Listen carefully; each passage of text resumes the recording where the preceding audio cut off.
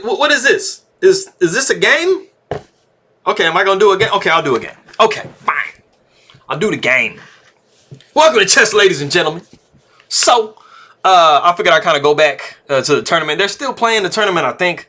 Wesley So's not, obviously in the finals. But they might be playing the finals right now. So the tournament is still ongoing. So I figured I'll go ahead and hop back in time and get the Dommaraju Gukesh game versus Wesley So. And this is taken out of round 10. So as always, my people in the Philippines, mabuhay, magandang umaga, kumusta na, mabuting pagbati, masaya kong makiti kang muli. Appreciate you guys very much for stopping by. And anybody who is coming from India, Dommaraju Gukesh is from Tamil Nadu. So Vanakam and Nandri for coming by and taking a look at my video real quick. I appreciate it.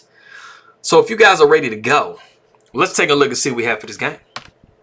So we got D4, knight comes to F6. We got C4, E6, knight to F3. We got D5, knight comes to C3. We have bishop to B4. So we have the Ragozin defense of the Queen's Gambit declined. And then we do see bishop to G5, and we see pawn takes C4. So this does add it to the Vienna variation. So we do see E4. Of course, we're taking advantage of this pin right here because, the knight doesn't have the ability to count. Because normally in a situation like this, you do have to kind of worry about this pawn a little bit because this knight is pinned. But because you have your own counter pin going on, you're good to go. So we do see H6, bishop takes F6, queen takes F6. And then we do see bishop takes C4. And then we have the most mysterious move in the game, C5. You guys are like, it's not mysterious. It's going to come up. Yes, you cannot allow this D4 pawn to survive because it's, it's just too nice in the middle of the board. So we do see E5 knocking the queen back. We see queen back to D8. We see castles by white. We see pawn takes D4, and we're no longer pinned on that diagonal. So we do see knight to E4. We see castles. We got queen to E2. We're sidestepping. We want to get one of these rooks over here, so we can have like a beautiful day, putting the pressure on that queen. And as you can see, white is actually quite a bit ahead than black is as far as the development goes. They still kind of have some, some queen side issues. So yeah, they are down a pawn at the moment, but they are very active. So we do see bishop back to E7. We see rook F to D1. We see the queen trying to sidestep with A5. We see A3. We're going to be throwing B4 up, because we want the queen to go away. We don't like the queen on our side of the board, or influencing our side of the board, I'll say that. So we do see rook to D8, and we see B4, like I said, knocking that queen back. So we do see queen to B6. And then we have the novelty of the game. The craziest move, I think, probably in the position, G4. And you're looking like, man, that's like, you're just like throwing this. It just looked, when I saw it, it just looked weird to me. I don't know, maybe it doesn't look weird to you, but it's just like G4, dude. You're just like tossing a pawn just like, out in the wind out there. Like, yeah, man. So it is the novelty as of last year. Now, what we did actually see last year was knight coming to G3.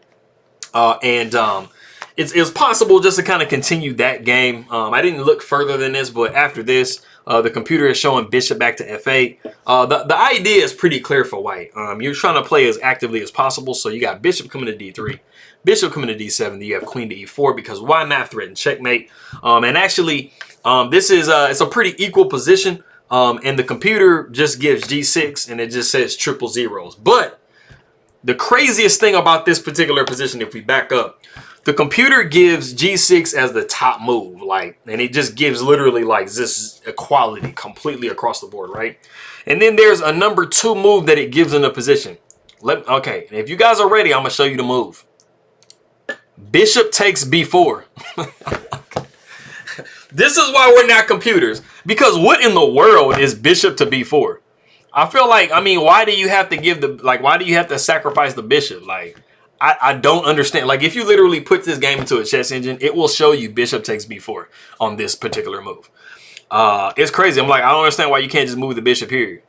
Oh, yeah, no, because you're going to be mating. Ah, that's why. I just realized that as I'm showing this video.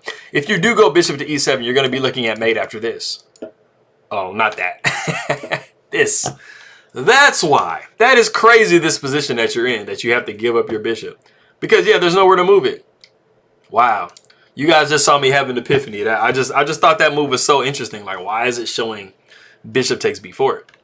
Okay, so I learned something here as I'm showing you guys the game. But you do see that in the past. But Gukesh says, hey, man, we're not doing that. We're making my own path. So we got g4. And then we do have knight to d7. We see rook a to c1. And then we see queen to c7. And we have actually reached a point in the game that if you do want to pause the video and see what white has to play in this position and what white actually did play in this position, go ahead and do so.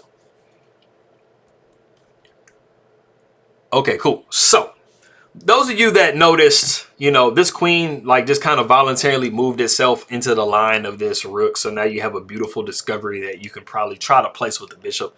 You would actually see the move bishop takes e6. Because as you guys see, this is a completely free move to make. Because now this queen has to, you know, make a decision on what it's going to do in life. Because being here is not it. As interesting as it sounds, queen to c7 in this position was actually the very first, the very top move by the computer. The computer's like, yeah, man, queen to c7 is #1. And you're just sitting there thinking, why is it #1? Like, I mean, it just like voluntarily gives your opponent a discovery. But the computer's like, no, we're good. So that just further lets you know that we're not computers, because it doesn't make any human sense to make queen to c7. But I mean, I personally wouldn't make it in my game. I mean, so we did see bishop takes e6. We see queen back down to b6. We see bishop down to f5, and then we see knight to f8. And you know, we definitely don't want to go into this trade right here, because after bishop takes f5, oops, hold on, wait. Okay, so after knight to f8, we see knight to c6, and then you do not want to see bishop taking f5 because you're going to be, you know, taken back with the pawn, and you're going to be sidestepping your king over here, and you're going to be swinging a rook over, and you're going to be taking full advantage of this open file.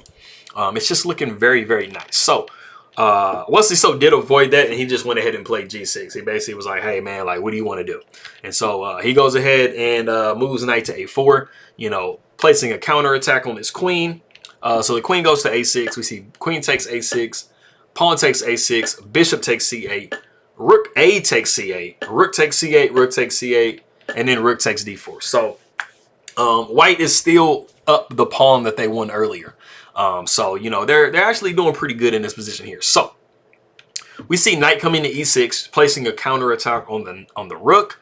But then we do see rook to d7, and rook to d7 is kind of annoying because it does attack this bishop that's undefended, and it does also attack this pawn that's undefended. So it looks like black is going to be losing some more material. But Wesley So does find rook to c1, and then we see king to g2. We see knight to f4 with check. King comes to g3. We see knight to e2 with check. King to g2. Knight back to f4. King to g3. Knight to e2. And then we see king back down to g2. Knight comes back to f4. And Gukesh is stuck in a draw. There is not a way to get out of this situation because you cannot come onto this back rank. And you also cannot come to this square. So you're basically forced to shift back and forth between these two squares. And for any of you out there that might be recognizing that h3 is actually open to move to, and you know, you might be thinking like, well, why can't he just go to h3? You can go to h3, but it just actually ends up being the exact same thing because you're forced to like have to go back to the same square because, like I said, you cannot access this square and you cannot access this rank. So if we go forward and we see that, you would see king coming back to g3. Like if we saw this earlier, knight would come to e2 with check, and then you have king to h3, seeming like maybe you're kind of escaping, but you would have knight to f4 again. And you are just literally stuck in this box because of like all of these different pawns that created like the most unique box ever. And like I said, this bishop is holding this diagonal. This rook is holding this here. So you just only have these three squares to go to. So that is the end of that game. And I'm not sure if this was kind of like something that Wesley So had prepared. And he was just like, hey, I'm going to go ahead and just go into this draw. Or, you know, if he just like was actually calculating and just went ahead and was familiar with like somehow he could draw the game. But I mean, I think that he might have been kind of like facing at this particular position. He was kind of facing a little bit of heat.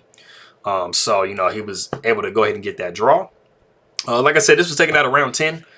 So this is quite a ways, you know, before he made it into the knockout portion. But for all of my people in the Philippines, try to get these good mornings going on.